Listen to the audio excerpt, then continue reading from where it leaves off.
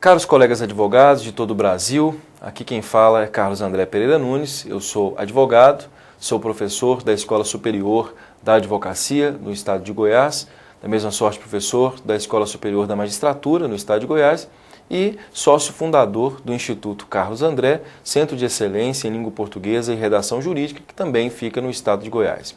Pois bem, caros colegas advogados, nós hoje estamos aqui na Escola Nacional da Advocacia para conversar com os senhores sobre um dos assuntos mais interessantes da língua portuguesa, da última flor do lácio, como diria Olavo Bilac, especificamente na redação jurídica, no português jurídico, que é um tema que muita relevância traz. Qual seja esse tema? Qual seria, meu caro colega advogado, a pronúncia da palavra subsídio? É subsídio mesmo ou seria subsídio? Nós observamos por demais no dia a dia do mundo jurídico dúvida a respeito de se é subsídio, alguns dizem que pode ser subsídio, e aliás isso causa até determinado desconforto, né? Quantas vezes nós observamos alguns colegas saindo de determinada plateia porque de repente o palestrante usa a palavra subsídio 3, 4 vezes. Eu já vi isso. Então, nós vamos discutir a respeito da pronúncia dessa palavra. Será que é subsídio ou subsídio?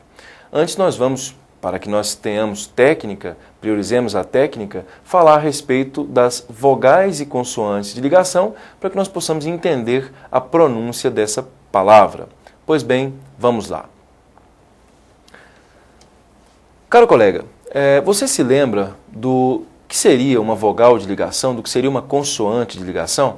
Nós temos que nos lembrar que em formação de palavras, na estrutura da palavra, nós temos especificamente morfemas, que são elementos que formam a palavra em língua portuguesa. Nós temos um morfema que se chama radical, temos outro que se chama vogal temática, outro que se chama afixo, outro que se chama desinência, e os senhores certamente, ao consultar a gramática, os senhores vão se lembrar dessas estruturas morfêmicas. Temos um que não é bem considerado um morfema, não é um elemento mórfico, mas que é extremamente importante para a palavra, que seria a chamada vogal ou também a chamada consoante de ligação. Por definição, a vogal ou a consoante de ligação são estruturas linguísticas que são colocadas numa determinada palavra, num ciclo linguístico, para que se mantenha eufonia, ou seja, a beleza da pronúncia. E isso tem sido muito comum, principalmente na chamada nova ortografia da língua portuguesa. Nós iremos, por exemplo, comentar sobre duas consoantes de ligação muito importantes em português, que são as consoantes S e R. Mas antes, falemos a respeito das vogais de ligação. Lá em São Paulo, ali próximo ao viaduto do Chá, salvo engano, existe lá o impostômetro. Bem, o que seria o impostômetro? É uma estrutura que serve para medir a quantidade de tributos que os brasileiros pagam, né?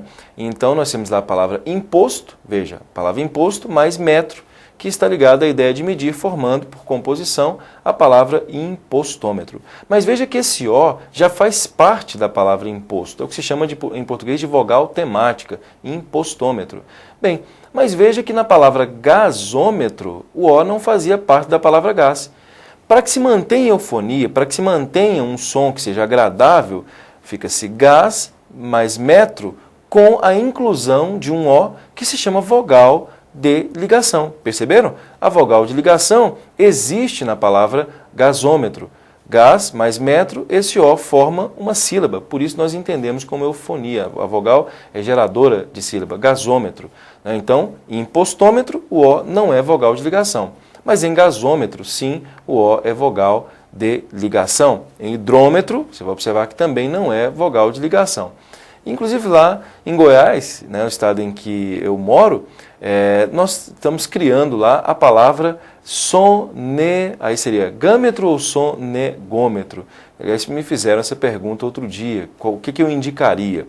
Eu disse, né, que o ideal seria tecnicamente a palavra sonegâmetro, porque naturalmente na palavra sonegâmetro existe uma tendência de relacionar-se com o verbo sonegar. Tira-se o R, que é a desinência do verbo, a vogal temática do verbo, cria-se, portanto, a palavra sonegâmetro, com a vogal de ligação.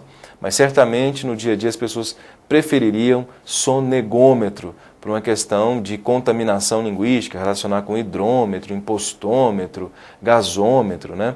É uma tendência, não vamos entrar nesse mérito agora. Pois bem, certamente o colega advogado percebeu que a vogal de ligação é aquela que vem para unir determinadas estruturas e criar eufonia. E a consoante de ligação? A consoante de ligação é aquela que é utilizada, meus caros colegas, também com o objetivo de eufonia. R e S são consoantes típicas. Vejamos a palavra casa. Quando nós observamos a palavra casa, esse S está entre duas vogais. Em língua portuguesa, veja, em língua portuguesa. Em inglês, por exemplo, já não é assim. Por isso que Brasil, em inglês se escreve com Z. Mas em português, Brasil se escreve com S. Por quê? Repito, porque o S entre duas vogais tem som de Z. Por isso, a palavra casa se grafa com S, mas que tem o fonema, representa o fonema Z. Se é assim, se casa se escreve com S e, portanto, tem som de Z, imagine aqueles que queiram escrever o verbo caçar. Lembrando que não é aquele verbo caçar com C cedilha, é o verbo caçar no sentido de impugnar. Impugnar, por exemplo, um determinado mandato.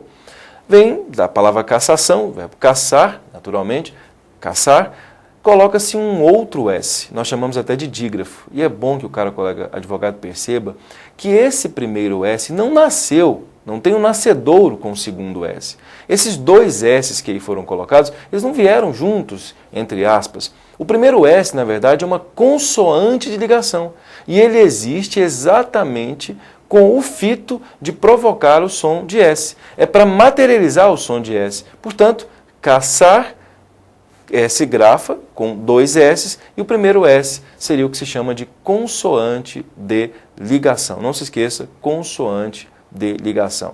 S entre duas vogais, som de Z. Coloca-se um outro S. Observe, por exemplo, o colega advogado, muitos colegas comentam sobre, por exemplo, o fato de um avião aterrissar. O avião não aterrissa, o avião aterrissa.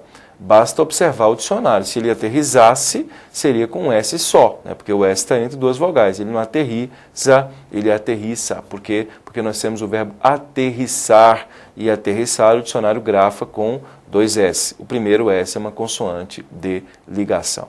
Agora chegamos ao que nós quereríamos. E a palavra sobre a qual nós estamos falando? É subsídio ou subsídio? Eu quero que o colega advogado faça a divisão silábica, visualize a palavra, escreva a palavra e vamos perceber se esse S está ou não entre duas vogais. Prefixo sub mais sídio, subsídio, nós vamos observar que o S não está entre duas vogais e se esse S não está entre duas vogais, nós não podemos, segundo o padrão formal da língua portuguesa, pronunciar a palavra subsídio. Portanto, repito, a palavra não é subsídio, segundo o padrão formal. Isso pode gerar um desconforto para o colega advogado que venha, de repente, a pronunciar assim. A palavra é subsídio, não há e não poderia haver, sob qualquer hipótese, aí, consoante de ligação, não haveria necessidade, é evidente, também não há Z, ou seja, não há possibilidade, segundo, repito, o padrão formal de se utilizar esse termo